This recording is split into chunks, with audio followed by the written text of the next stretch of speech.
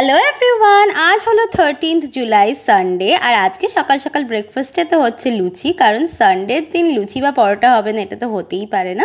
তো ব্রেকফাস্টে ছিল লুচি আর সাদা আলুর তরকারি। তারপরেই আমি রেডি হয়ে বেরিয়ে পড়েছি অল্প একটু লাঞ্চ করে, কারণ আজকে আমি ফাইনালি যাচ্ছি সোলো মুভি। এখন একা একা মুভি দেখতে বা কোথাওই যাওয়া আমার খুব একটা হয় না, তাই জন্য আজকের জন্য তো আমি বেশ এক্সাইটেড ছিলাম। আর চলে এসেছি হলেতে, আর এসেছি আজকে মেট্রো ইন্দিনো মুভিটা দেখতে। তোমরা যারা এটা দেখেছো তারা তো জানোই এই মুভিটা কতটা সুন্দর। কারা কারা দেখেছো আর কাদের কাদের ভাল লেগেছে অবশ্যই কমেন্টসে জানিও।